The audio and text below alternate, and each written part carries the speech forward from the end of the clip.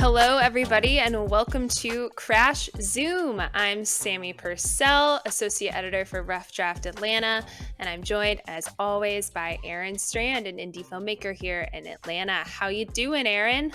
I'm doing all right, Sammie. I am living in the shame, as if anyone listened to the end of our episode last week, you know that I was horribly wrong about where Sundance was going to end up. They announced literally right after our show came out that they were moving to Boulder, Colorado, and I had to endure like a barrage of Sammie gloating text messages as she danced on my grave.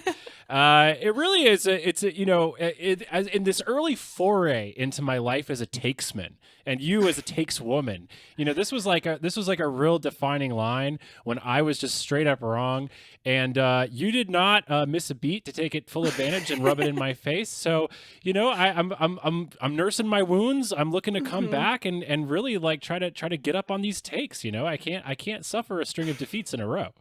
Listen, my takes aren't right a lot, so I have to like take and celebrate my wins when I get them. Just gotta be happy. Go Boulder. Looks like a beautiful place. I can't wait to visit.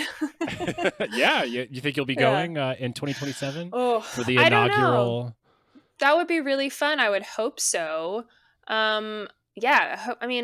I just think it's a good decision, I think. Yeah, I guess we didn't actually talk about how we like feel about the cities. We just like made predictions. But I feel like this is a good decision. Like it's like a similar vibe.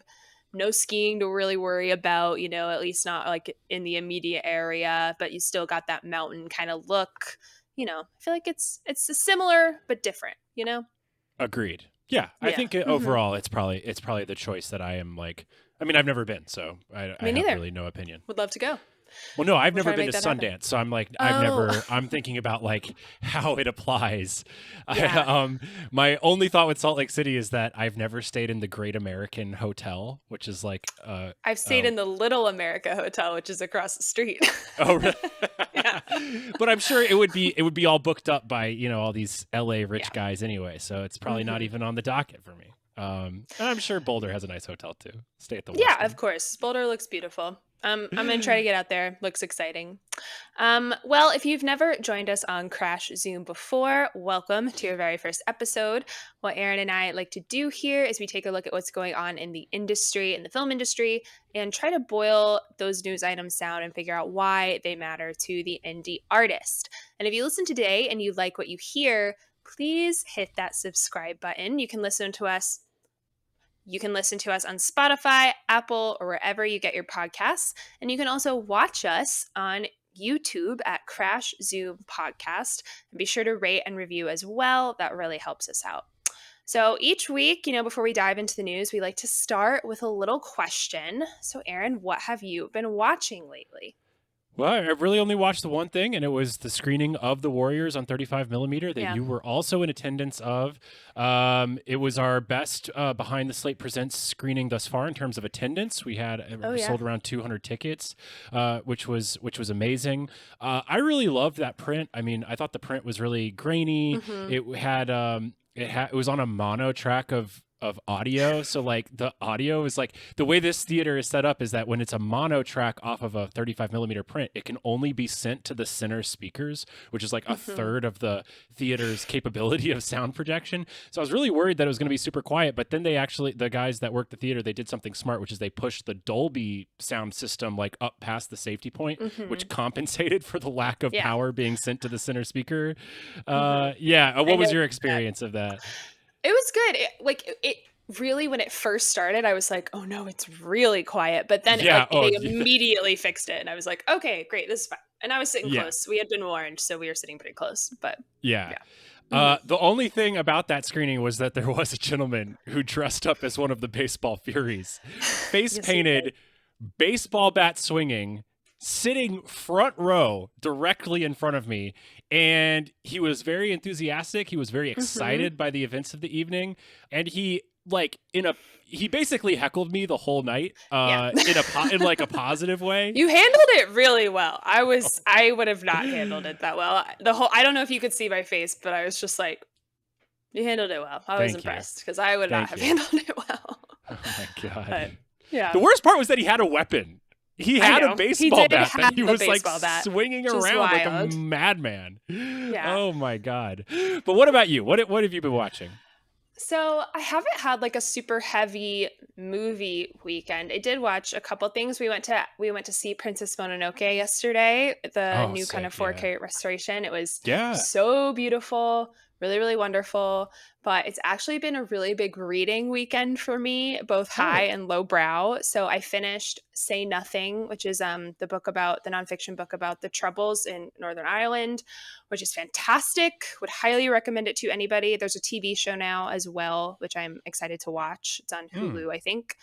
And then I also, you got to go high, you got to go low. So I started Fourth Wing yesterday because I promised some friends I would, which is like a romantasy. There's dragons and stuff, And sex. And yeah. I promised some friends I would. I kind of I avoided it for a long time because I had some friends I really trusted who were like, it's not worth it. Like, it's not very good. It's not very well written. Like, some kind of thematic stuff was a little annoying. And I have to say, I think they were probably right maybe about the actual quality of the prose, but it's like it was a nice kind of like, I'm really tired, I'm going to read this book on Sunday for a couple hours and get through half of it in like a day, So yeah, that's what I've been doing this weekend. Big reading weekend. Wow. Yeah. Wow. A rare non-movie filled weekend for you. I read a lot. That sounds great. Listen, Sammie, before we get into this week's news, I have devised a little game. I've devised a little game for us at the top of the show. And this is really in the context of your wonderful Sundance prediction, and the way that you really took your victory lap via text message, which I loved, by the way.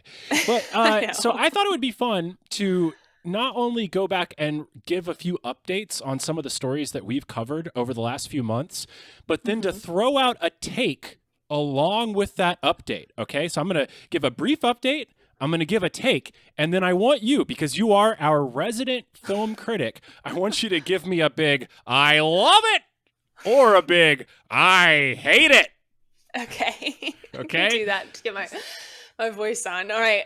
Okay. Yeah. I want big, like New York critic. I love it, or I hate it. Nice. Okay. All right. So here we go. The 2025 box office. It is, it's now April. We're a third of the way through the year of 2025. My God. The 2025 box office, as of last weekend, it sits at $1.34 billion in the U.S. and Canada. It's down 7% from the same period of 2024, and 2024 started off with a whimper. March has been particularly weak. The month is expected to end down 50% year over year.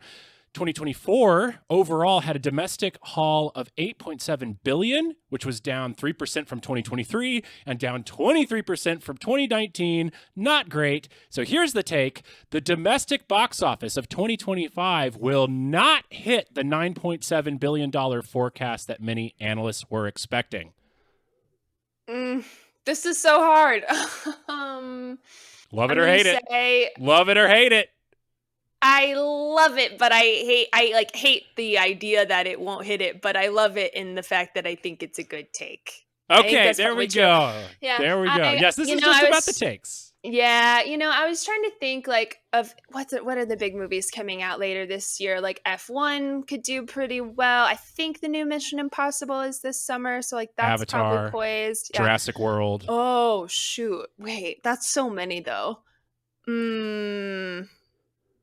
Yeah, but the Snow White flop has people really worried.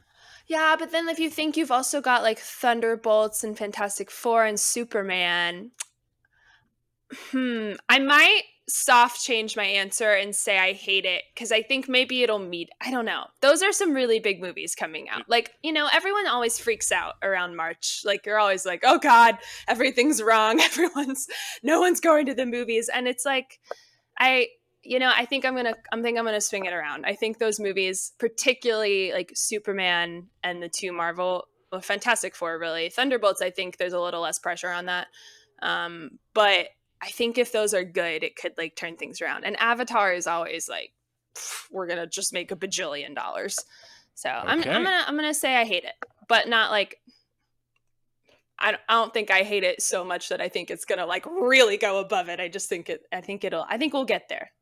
Okay. All Okay. right. So, okay, All right. well, next time we'll get a good full-throated I hate it. I have a Yeah, we feeling. will. Sorry, I have to think through my thoughts. Well, no, this is because you're always so, you're always looking for nuance, and you're always like, well, maybe you could do this and Sorry. maybe this, And I'm just I'm trying to get you into a yes or no situation, okay? Because I know it makes you uncomfortable. All right, this is my revenge torture. Okay, Oh my so God.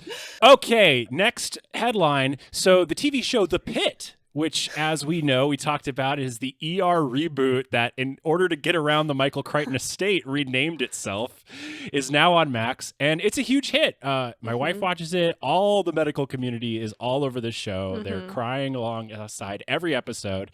And what's also interesting is that it's a 15-episode season, so they're trying to go bigger than the standard streaming episode run. Still less than the 23 episodes of traditional TV, but still. And it's got the CEO of Max kind of talking a big game about The Pit, becoming like this new staple show of the Max streaming package. They've already approved a second season, which is also supposed to be 15 episodes. But here's the take, Sammie. The Pit will not get past the third season curse that dooms most streaming TV shows. What say you? I hate it. There we go. I don't know. This one's doing really good. And like reboots, which like, okay, it's not a reboot, but you know what I mean. It is. Soft reboot. Noah Wiley's there. The girls love Noah Wiley. I love Noah Wiley. But like, I think this just feels like a little different. Like it feels like you said, like everyone is watching this show, and not in a way where like everyone's watching, like, I don't know, name like I don't know. I'm trying to think of like, I can't think of like another show. You can't that even people think are like, of them. oh yeah, I so watch forgettable. that. But like, because like everyone's watching this, and I think like if they really, medical shows do really well, like tend to do really well, like always go past that like usually go past that third season mark, I guess. So I'm gonna say I hate it, and I have faith in The Pit. Love it. Great. Okay. Yeah. All right. Moving on. The Duplass brothers Seed and Spark campaign for their indie TV show, The Long, Long Night, has, as of this recording, 8 days remaining. It will be 6 days remaining by the time this episode airs. And as of right now, they have only raised $38,761 short of their $50,000 goal. So the take is, Long, Long Night coming out with a whimper. This is not the revolution of indie TV that they have pitched. Yeah, I love it, I'm going to say. I think both of us were hoping this would work, but I was always a little like, I don't know. And now I feel justified in saying I don't know, although I'm not happy about it. So unfortunately, I love this take. Yeah. Yes, you love the take. Okay. No, I'm so sorry. I wish it worked, guys. I hope you still got some time. They still got some time. I think they'll hit the goal, but I don't necessarily know if the momentum translates to sort of this revolution that they're talking about. Yeah. Okay. So moving on. After Max did not renew their streaming deal, Sesame Street is now facing further budget insecurity. They had been receiving money through USAID. Yikes. And now Georgia's own Marjorie Taylor Greene is calling for the defunding of PBS and NPR. So here's the take. Sesame Street will not make it to season 56. What say you? No. I was like, my heart won't let me agree, okay, I'm going to put on my optimist glasses and say, I hate it. Someone help Sesame Street. Somebody, please. What is it? Bob Iger, step up. Who was the director who bought the ArcLight? Was it Quentin Tarantino? Somebody buy Sesame Street or help Sesame Street, please. You guys got money? Come on. Yeah. Totally. Disney, come on, step up to the plate. This is an easy win. This is an easy win for you guys. For sure. Okay. I think it will make it to season 56 for the record. Okay. All right, California state legislators, they have unveiled a plan to revamp the state's film and TV tax credits. The bill proposes increasing the available credit amount for an individual project from 20% to 35%. There's a 35% tax credit if the amount is incurred in Los Angeles. They also give the California Film Commission leeway to allow additional credit percentages of 5% in other areas of economic opportunity. This will be enough to save LA. What say you, Sammie? I'm going to say a soft hate it. I think Ooh. like they're just like structural, I don't know. I think yes, it's a good thing. Like hopefully it'll provide like a boot and help people have, get productions made. But I think I'm like more worried about the state of economics in general and for people living, I don't know. I'm really feeling doomsday about our economy lately. So I think that's probably factoring into this. So yeah. I don't know. I wonder why. I don't know. Yeah, I have to agree with you. Yeah, I think save LA. I mean, that's kind of a vague slogan. I think that it will probably bring. I think it will allow some. It'll help LA. It will help LA, but 35% LA tax credit still doesn't compare to 40% Canadian tax credit, 40% UK tax credit, where the strength of those currencies against the US dollar is already so much weaker. You're adding another 15 to 20% discount. So I think the attraction elsewhere is still very, very high, even in comparison. But I think it'll be enough to get some momentum going. Okay, last but not least, this is just a headline in and of itself, and I just want you to, so there's not really a take, but it's just a headline, and I want you to say love it or hate it. Okay, NATO, of course, I mean the National Association of Theater Owners, our favorite confusing organization, not to be confused with the other NATO. It has renamed itself Cinemas United. What say you, Sammie? Love it or hate it? I love it. Just because, I mean, it's just smart. Like, it's mixed messaging is bad. Like, I don't need to be reading like an article and be like, wait, NATO, I don't know, like opened another movie theater and like, I don't, you know what I mean? It's just, we need to be clear in our journalistic efforts, For their marketing and PR department, I am very happy, but I will miss the running joke that has already developed on this show of NATO, but not that NATO. But not that NATO, yeah. And now we have to call them Cinemas United, which sounds too much like Citizens United, which is probably like a keystone of like our economic like horribleness right now. They should pick another name. I don't love that. Maybe. Yeah, Cinemas United sucks. It's not very good, and it just makes me think of. I like immediately hear something United and think Atlanta United, something of soccer, like, just I don't love it. But I don't love it. I hate it. Well, anyway, this has been Love It or Hate It. Thank you so much for playing. You did wonderful. And now we can continue with our regularly scheduled programming. All right. I'm interested to see how you feel about this one because I don't think I know enough about like negotiating with unions or like whatever to like no, I don't know. Let's get into it and then we can talk about my confusion later. So, the Alliance of Motion Picture and Television Producers, which if you don't know, that is basically the bargaining arm during contract negotiations for the studios, so for Disney, Netflix, et cetera, et cetera, et cetera. So they've named a guy named Greg Hessinger as Carol Lombardini's successor. So Carol Lombardini was the president of the AMPTP back during, she'd been it for a while, but she was back during the 2023 strikes. And Greg has taken over that position. I believe Carol announced her retirement late last year. He is the former national director of SAG, and he was also with AFTRA before they merged into SAG-AFTRA for a while. And he's basically going to have to start immediately because contract negotiations for the union start next year, which is wild. I just feels like it was yesterday. Like I'm shocked that it's happening so quickly. But I don't know. I was really looking for like any like Twitter conversation about this because I first saw it and like, of course, all the headlines are leading like ex-SAG head is going to like negotiate for the studios now. Like, of course, that's kind of the leading headline in every single publication.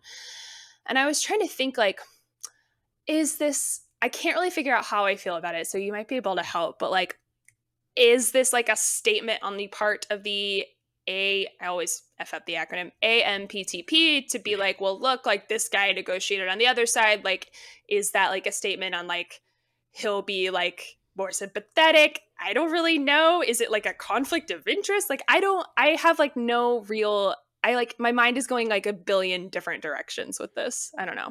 Oh, Sammie, you don't know the you don't know the backstory. I don't think I do. I know that there was like the Bob Pisano stuff, and like, is that what you're kind of referring to? Yeah. No. So yeah, I did read up on all that. Like, yeah. Okay, so this is like, no, this is a big fuck you from the AMPTP. Knew. Okay, that is what I was SAG, leaning towards. in my opinion. I was just like, yeah. I mean, this is how factionalism and political infighting and a lack of strong leadership comes home to roost. So, for those who don't know, Greg Hessinger, he's a lawyer. He started his entertainment career at CBS in the 90s, where he was director of labor relations. Okay, he then joins the board of AFTRA, which was the American Federation of Television and Radio Artists. It was like there was 3 actor unions, performer unions. There was SAG, there was AFTRA, and there was Actors Equity.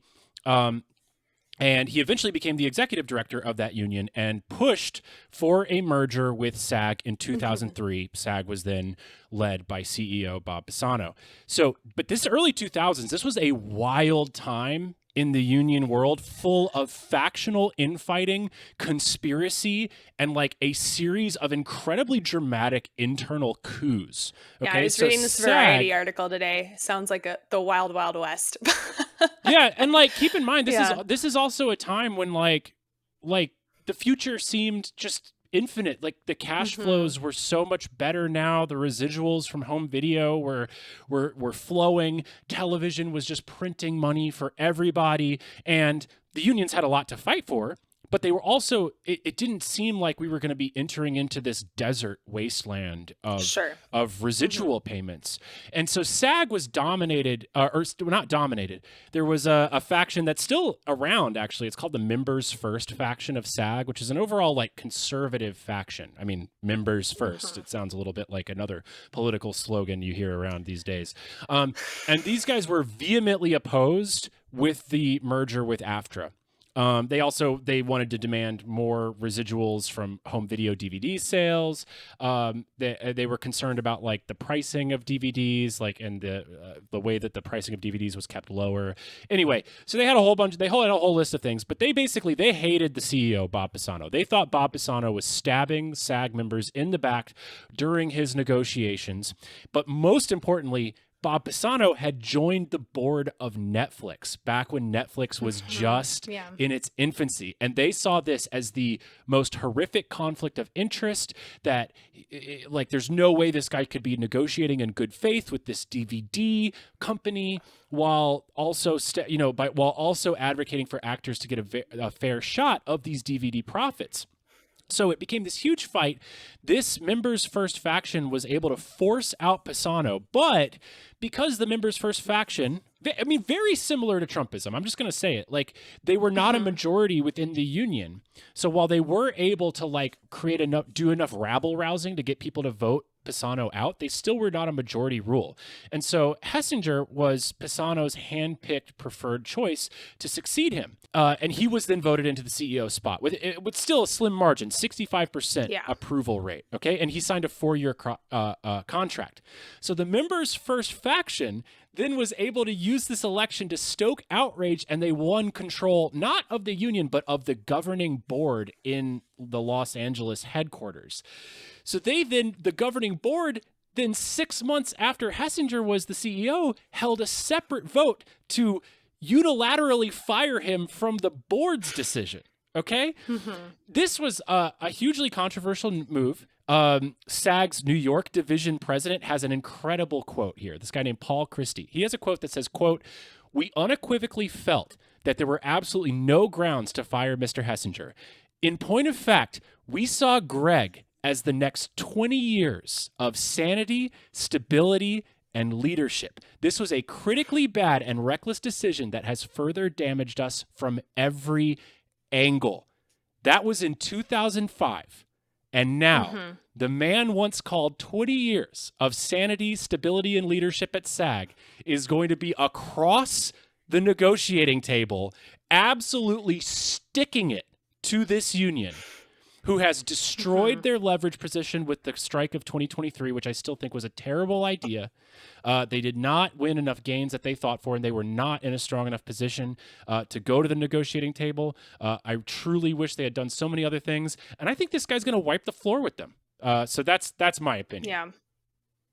Yeah, there was some I was reading all this. There's like a Variety article from 2005 that kind of goes into this Bob Pisano, like all the history with that kind of stuff.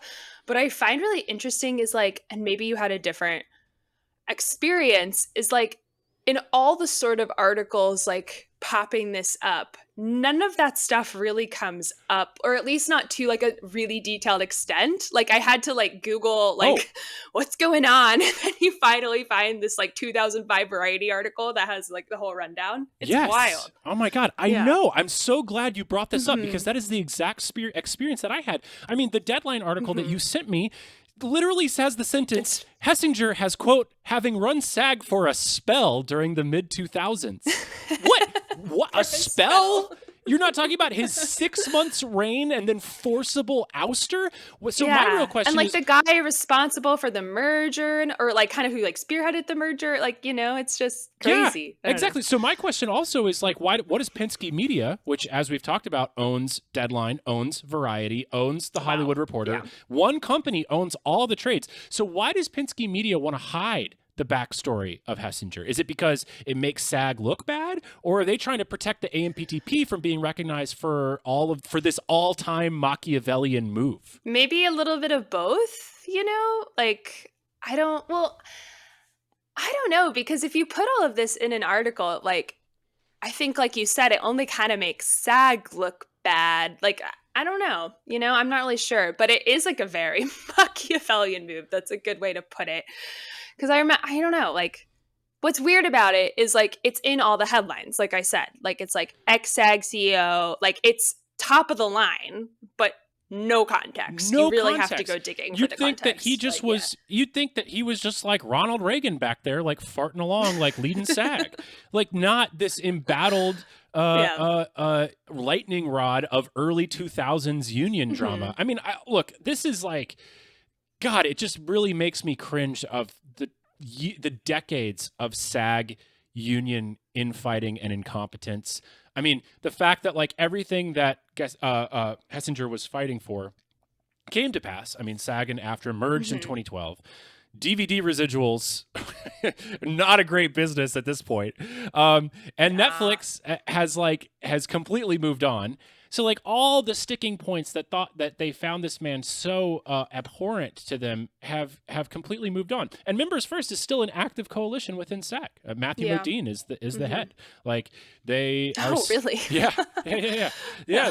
They're still out here kind of trying to shake cages. They're not in power currently. God, my grudge against SAG is just really knows no bounds. I got to be honest.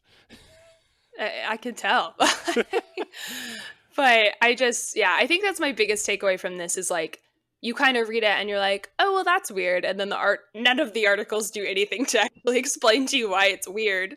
And it's so difficult to find. And like you kind of explained, like a pretty complex back and forth history that is very important to his new role. It's fascinating.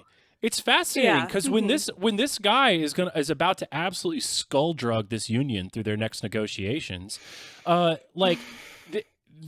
context is amazing. I mean, this guy had his life, for at the time. I mean, it wasn't ruined, but it was certainly like a huge setback for him. It had to have been like horribly painful for him and his family.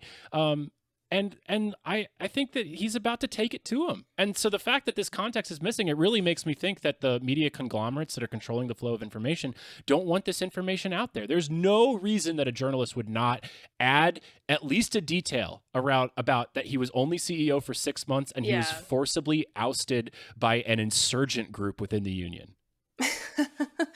Yeah, I don't know. I mean, oh, God, I can't believe it's only like a year away. I'm not ready for all this to go happen again. I think You they're know what gonna I roll mean? over. But SAG will. oh, well, I guess we'll have to wait and see. Wow, that was a crazy thing my voice just did. All right. Staying So in. this will be. I told Aaron before we started recording, I'm very tired. I didn't sleep very well last night.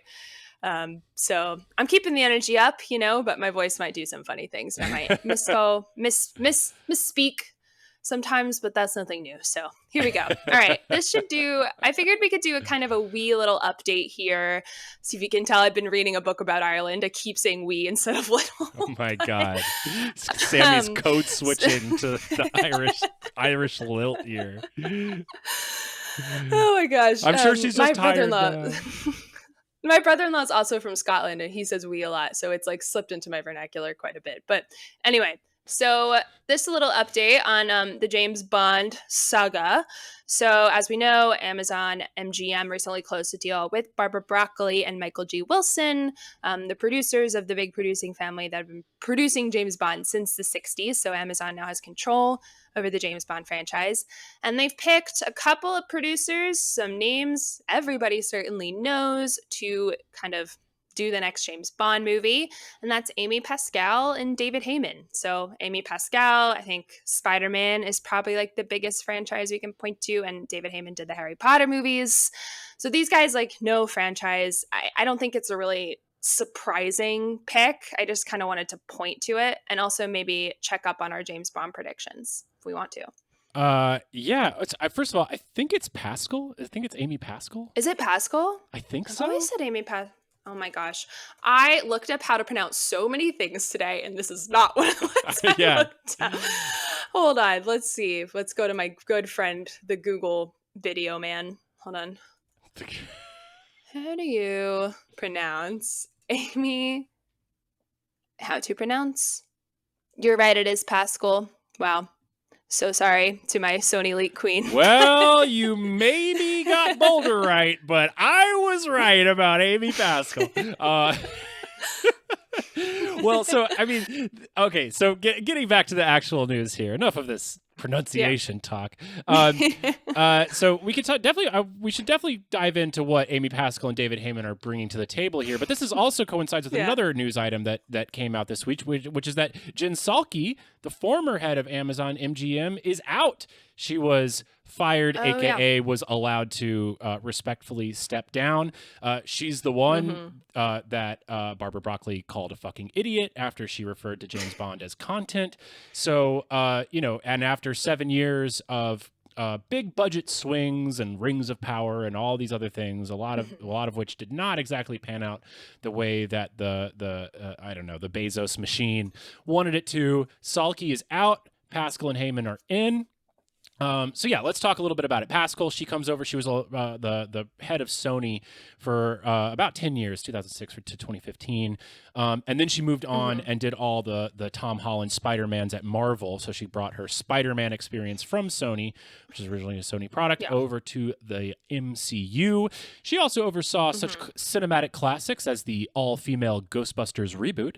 And she did produce the Spider-Verse movies, which were very successful. Yeah. And Little Women.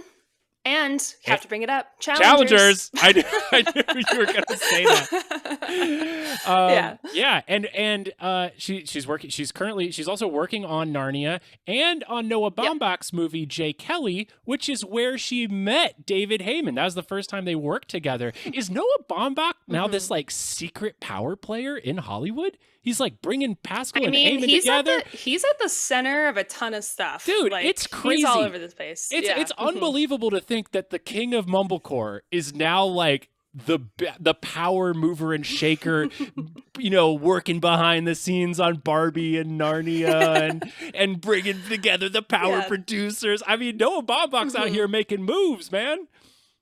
He is. And we should also, I mentioned Harry Potter for David Heyman because, I mean, that's franchise, it's relevant, I think. But I mean, he produced Marriage Story, speaking of Noah Baumbach, Once Upon Yep. a Time in Hollywood, I Am Gravity. Legend, like a ton of stuff. Gravity, yeah. Paddington, very important. Oh, Like a ton absolutely. of And stuff, Paddington too.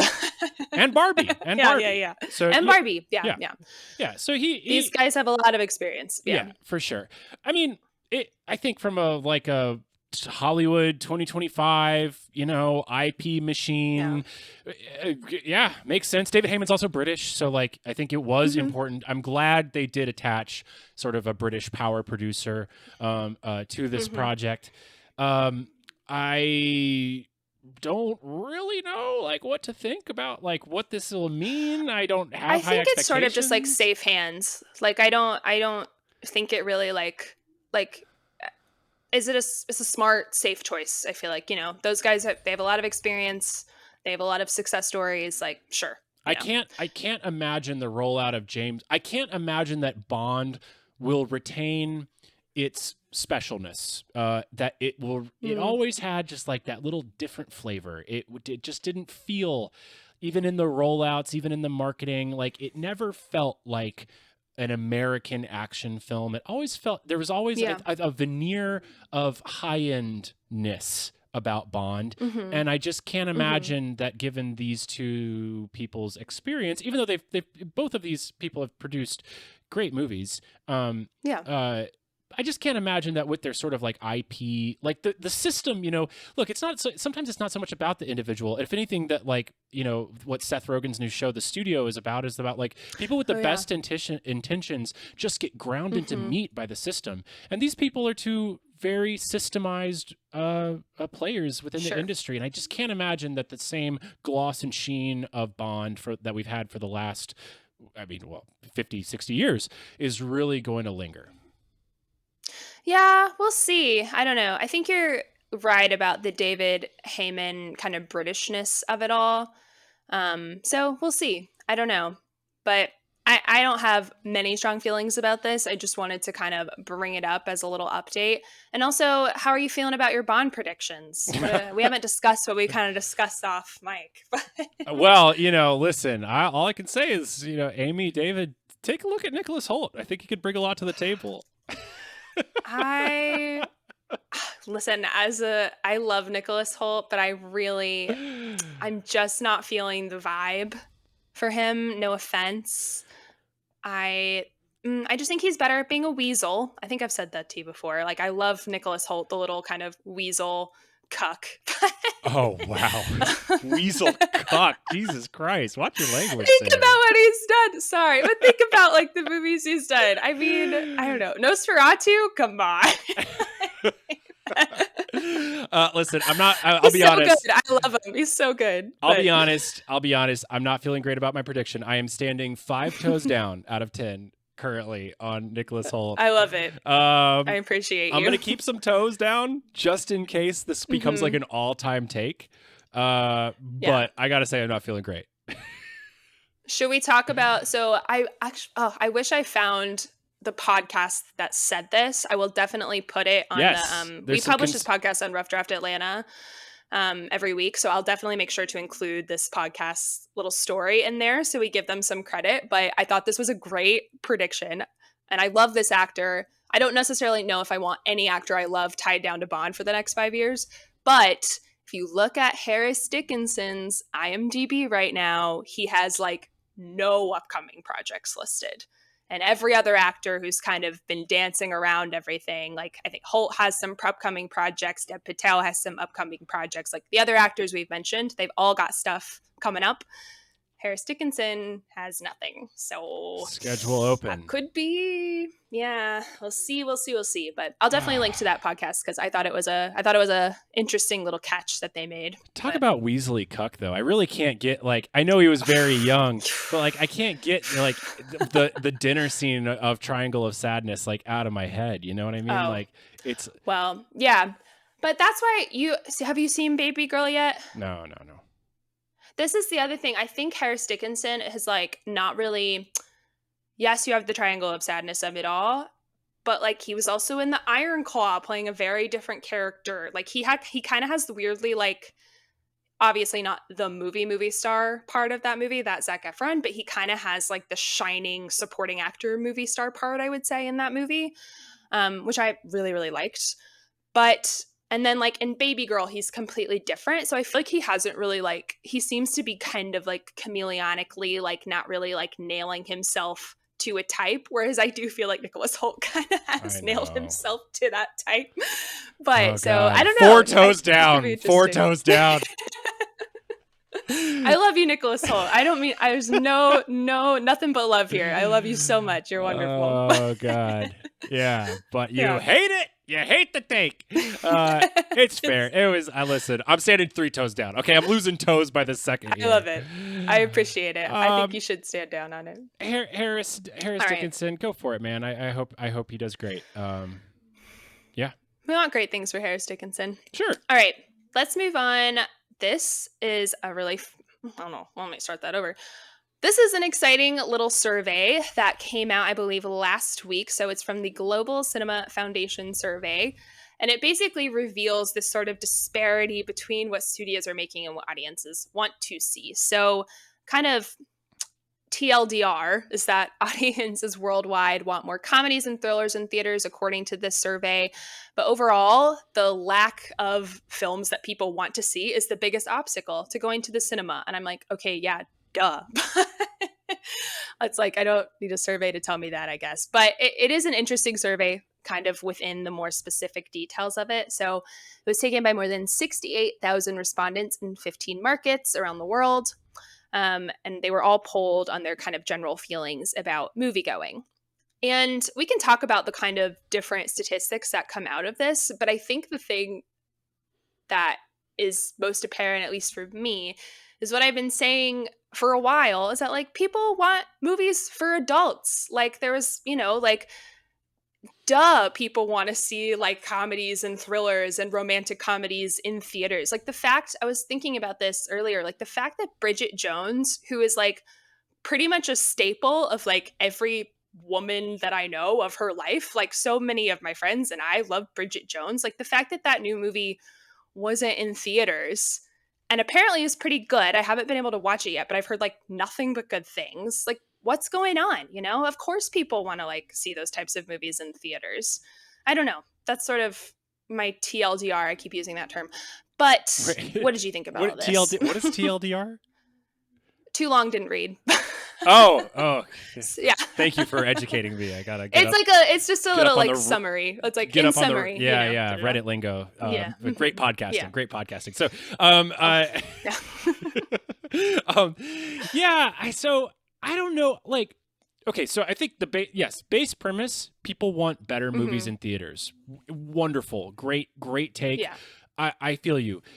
But I also so much about this analysis, I can't help but feels like we are caught in this weird world of statistics where you can poll people, they can say what they want in a certain thing, but then their consumer behavior doesn't necessarily correspond with what they say they think they want. And this is like the entire problem of the digital age as we see it, which is that we all say we hate slop. We all say we hate our attention being sucked away. We all say we hate the feeling of endless scrolling. We all say we hate like all these things, and yet we do it compulsively.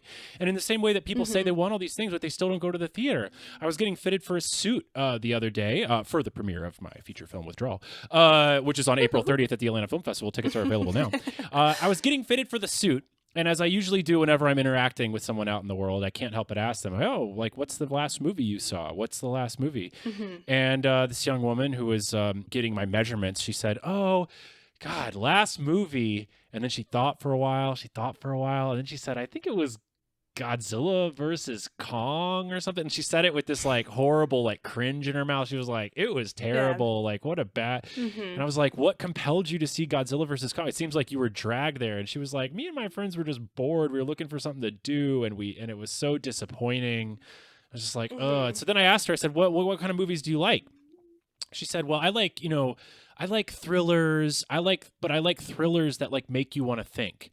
And like that engage you in the story. And she was like, do you have any recs? And I was like, well, I do hear that this movie Black Bag that's out in theaters right now, like is a spy thriller that makes you think. It's Rocks. Steven Soderbergh. I hear it's great. I haven't gone out and see it, but like that's great. And she was like, "Oh, that's so weird. I've never heard of this movie." Of course you Well, haven't. that's the problem, Because right? none of these The people marketing. know how to market movies to people, like, and get them out there. Like, there's this incredibly That's 100% a part of it. so like all these people can say, we can all celebrate, wow, 72% agree that going to a movie theater is good value for the money. But when push comes to shove and like you got to call the sitter, are you really going to call him? And like, are you really going to arrange to get to the theater? I think like you might if you know that the movie is there. Like that to me spells more of a marketing problem that like people. Black Bag is a great example, is a movie for adults. It is sexy. It is funny. It has stars in it. Like it has Cate Blanchett in it. You know, people know who she is. It's by a director that like one of maybe not like a household name, but like pretty close as far as directors go. Like people know who Soderbergh is. You can at least list off movies that other movies he's done that you've seen. The Ocean's movies, and everyone would be like, oh, yes, love those. Like, you know, it is baffling to me that like the marketing on that movie is so low maintenance. Like I can't think of a person that I know. Like my parents would like that movie. My friends would like that movie. So it's a great example. But I just think like this also, it's like a good point. This survey reveals to me like if people, you might look at this and say, well, there's not a disparity because those movies are in theaters, but like people don't know about them. So like, what are you going to do to make sure people know about the movies that they say they would like to see? Because then we can like, you know, talk about, are they telling the truth or not? Which you're right. People lie on this stuff all the time. Or it's easy to like say, yeah, I go to the movies when it's just a survey. Yeah. Or like it says here that 64% of respondent members said that they don't see any barriers to cinema visitation. And I really call bullshit on this. Well, really? when there is a movie they want to watch. When there is a movie that they want to watch. Is the end of that sentence. Yeah. So like, or like, I think it was clarified, like when it's a movie they're interested in, they see no barriers. Yeah. So like, I think I see that as like, they're willing to pay if it's something they're interested in. But I more think about like, okay, I've harped on babysitters because that's like my life right now. But I also think about like all the other things that I've always bitched about when it comes to going to the movies. The parking, the like, this, you know, my only local cinema is like in this nasty strip mall and I have to go like walk through the strip mall parking lot and like, like the theater stinks, like, or like it smells bad, you know, like literally it stinks. Like, you know, or like, it's far away and like with commute time that like adds all these things in. And if only they listed the time that the trailers played so I could time my arrival perfectly. Oh my God. No. But I just say like, I think there's a lot more ticky-tack barriers that the COVID pandemic and the training that these media companies have all invested in to try to training people to stay at home for a much more low effort experience. I don't think that those are really being counted here. Yeah, that's fair. I think, and like that brings up a good point. Like studios might see this and go, oh, cool. But a studio like Netflix doesn't necessarily want you to like go out to the movies. I want you to watch Netflix, right? Exactly. So, but I just wish I ran a movie studio sometimes. That's all I'll say. I would need to definitely take more business classes, but I'm just like, it kind of reminds me of like, this is a little bit of an offshoot, but I remember when The Fall Guy came out, what was it, like 2023? Maybe it was last year. I can't remember. Yeah. But it had, like, everyone was like, oh, like, original story, yeah, two big stars, really rom-com, like, you know, and I thought that movie was perfectly delightful. It's not groundbreaking, but, you know, I like Ryan Gosling and I like Emily Blunt and they had good chemistry. That's really kind of all you need for that kind of movie for me. Yeah. And, like, it didn't do it kind of underperformed in its first weekend and they pulled it like a week and a half later or something crazy like that. And that is the kind of movie where I'm like, if you guys just like let it go and like, you know, people are gonna come, like that's the kind of movie I feel like could have a longer life if like, we talk about theatrical windows all the time. And that is where I'm like, why not keep that movie? This is such a tangent, but why not keep that movie in theaters for a little while longer? Like, just see what happens. Like sometimes word of mouth is a thing. Sometimes people sometimes you can't get out to the movie theater on the first weekend because of the babysitter problem or because you have stuff to do. Like we can't keep just like marking and like banking on this first weekend to be like gonzo, because that just gives people 2 days and people have lives. Yeah. Like, come on. Yeah, there's so That's a real tangent, but I was no, just thinking about that a lot it's a kind of great reading this. it's a great point. Yeah. It's a great point. And also just like the power specifically with those genres, I do think that it's really interesting that suspense and thrillers and comedies were highlighted as genres that people wanted more of. It brought me back to like one of my top 10 theatrical experiences of the last decade. And this was pre-COVID times. But me and Shub, me and my wife, we went and we were looking for something to do. We went and saw Kevin Hart's Night School. This was maybe like 2018, 2017. I had no expectations going in. I found this movie wonderful. I love Night School. And what was so cool is that like the theater was not packed by any means. It was like, we were like 2 of 20 people in the cinema, but everybody was laughing. And that spirit of like laughing together, and like the people next to you like can't keep their laughter together, and that makes you laugh more. Yeah. It's like one of the most memorable movie going experiences, that way of like laughing together with a group of people. Really elevates everything. I know I'm preaching to the choir here, but talk about also nights like Kevin Hart production company that like really tried to innovate with some different storytelling tactics with Night School. They ain't making movies anymore, and that sucks. So I know that a lot of people like have that itch scratched because of the plethora of offerings with horror. But it's just it's just unfortunate that horror seems to be the only thing that like gets people out like to a dark cinema with any regularity. And so I don't know. All this to bring it back to the study. I have no idea really what this means. I kind of feel like it doesn't really resonate with like what I see happening in the real world, but that could also just be my own personal biases. It's hard to tell. Yeah, that reminds me of I saw the Keke Palmer and SZA movie one of them days, Yeah. like a few months ago. Perfect example of that kind of thing. And it was like I went with like a couple of girlfriends. It was like a lightly crowded theater. It wasn't too crowded, but it wasn't like empty, And it's great to just laugh with people in the theater. You're right. I don't know why, because like I never laugh as much when I'm at home by myself as I do when I'm like out at a theater, Yes. Even if I think the movie's funny. So yeah. I don't know why comedy doesn't do as well. Yeah, totally. Great point. And thank God because that movie did well. Like they were number one their opening weekend. That movie, it's really funny. Oh, it's a really funny movie. I'm really excited to watch it. It's definitely like on my list of that looks like something I would really enjoy. But you know what this really does bring to bring this conversation full circle again. But what this really makes me think is that it could be that the real bottleneck of the American domestic movie making industry isn't even the production costs involved, the union kind of hoops that you have to jump through and the added costs. It might really be the marketing costs, because we're like, the marketing is so expensive. These films have to make double their budget plus a little extra to cover the cost of the film and the cost of the marketing. And the marketing campaigns are not delivering value for all the money that's being poured into them.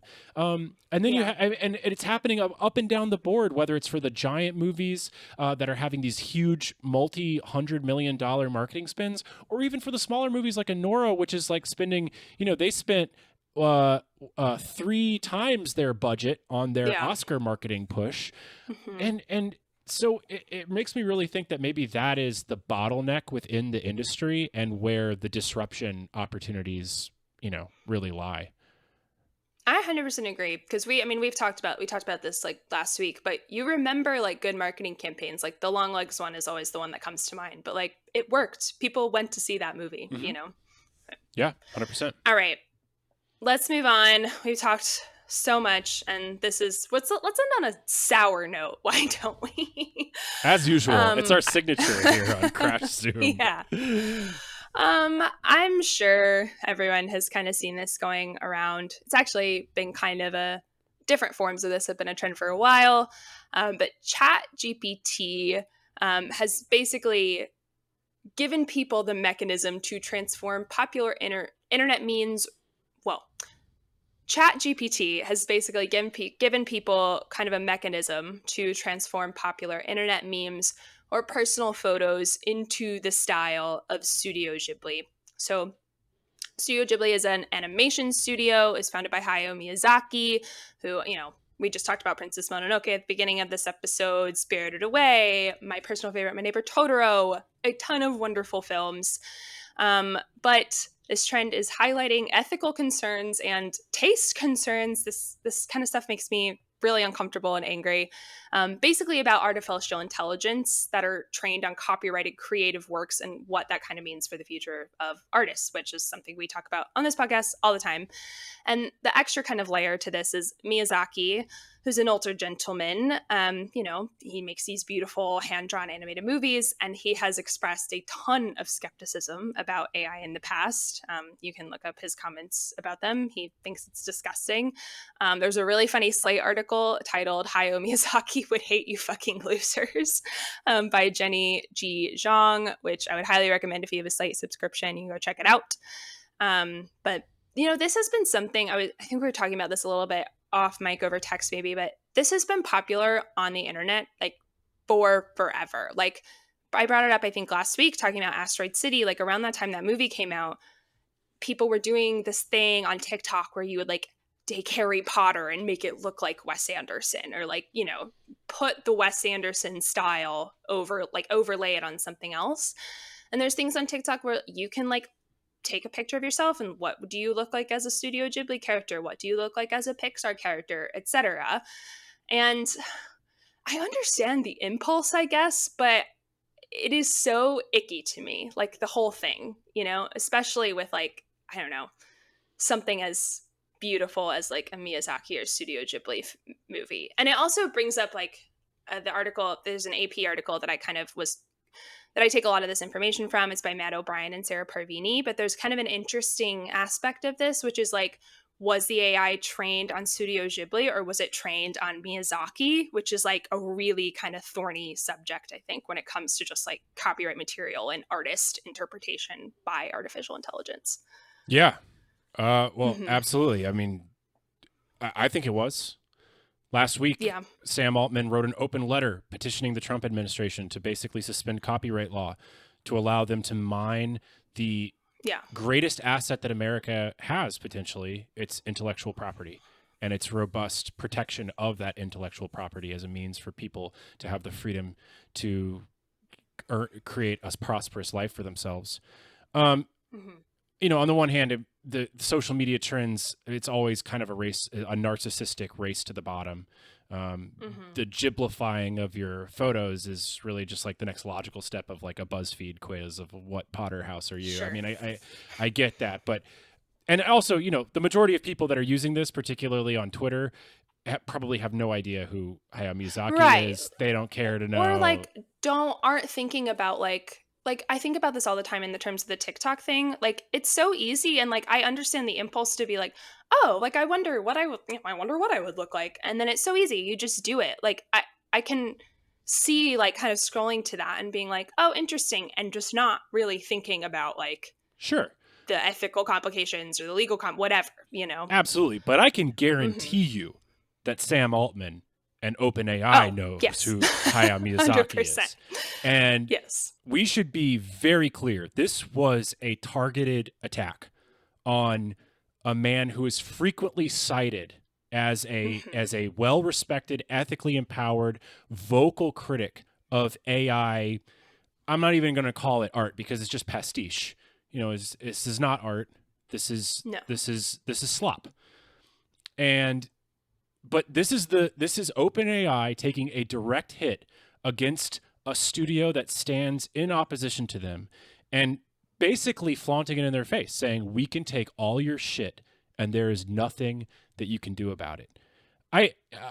This whole seeing the Ghibli like thing, this was kind of a watershed moment for me personally, because from our very first episode of this show, I have tried to take a nuanced view of AI. I do believe that I know. I feel like we've switched roles a little bit when it comes to AI. Look, I still believe that the technology I do believe it is an inevitability. I do believe that it can greatly help with the myriad of very difficult soul-sucking tasks of being an artist.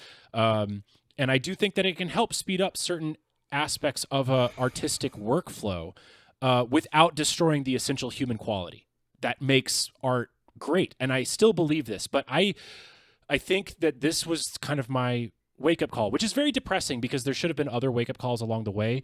But OpenAI as a company is an unprincipled, predatory, and incredibly dangerous entity. They did this attack on Studio Ghibli. They requested Donald Trump personally to dismantle copyright law to benefit themselves, then turned around and blamed the Chinese AI company DeepSeek for stealing their IP. I mean, total hypocrites. And then, look, like, we don't know this to be true, but there is a lot of suspect evidence, facts surrounding the death of their whistleblower, Suchir Balaji, a 26-year-old Indian developer that worked for OpenAI, went to the press and said, I have proof that OpenAI is breaking copyright left and right. He was prepared to speak and prepared to testify against them, and he was found dead in his apartment with a bullet through his head. And his parents are still asking. It was ruled a suicide, but his parents are still asking the San Francisco DA to reopen the case, to have another to have another autopsy. And I find all of this to be disturbing. And the fact that headline came across my feed, as just like you read about these mysterious deaths like all over Russia, and you just think, well, that happened. So look, I personally, I have been using ChatGPT to help craft emails. I've been using ChatGPT for various mundane tasks in my everyday life. I'm stopping. I'm getting off the system. I will find an alternative AI to help me with that. It's probably no better, but at the very least, like, I don't have to participate in OpenAI's inevitable seeming takeover of American society, because I think it's bad for society. I think it's bad for America, and I certainly think it's bad for artists. Yeah, no, I completely agree. And this is towards the bottom of this AP article, which we talked about Trump a lot on this episode, but they're using this trend. They tweeted on X. I don't know if he's tweeted on X anymore. Posted on X. They X'd on a Ghibli X. style image. A Ghibli style image of a weeping woman from the Dominican Republic who was recently arrested by U.S. immigration agents, and that's just so fucking disgusting. Like, it's just, the whole thing is awful. And I'm glad you've come over to that. I'm glad you had your awakening, even if you think it was late. Better late than never, I say. But the whole thing is just awful. Yeah, I mean, my awakening is particularly like with this company. Yeah. Oh, 100%. Yeah, I really think this company is bad. It's like, if it walks like a duck, quacks like a duck, whatever, like, it's a duck. Sure. If it quacks like a fascist, like, like a fascist corporatocracy, then it is a fascist corporatocracy. And I think these guys are bad. And the fact that they cloak themselves in sort of like, we're doing this for the betterment of the humanity, and like, we need all this data for research. I mean, go fuck yourselves. And this was a targeted attack on Miyazaki, one of the greatest artists of the last 100 years, certainly within the world of film and television. If anybody, first of all, I will never post this slop on social media, but if anybody is posting it and you think you're just trying to have fun or whatever, I would highly encourage you to just look in the mirror and think about what it is that you're participating in. I saw a tweet or someone who's a vocal critic of AI slop pastiche reposted a tweet from some AI founder of some like smaller AI company, who basically said, like, why should I care that this image was made by a machine? I'm paying for the product, not the process.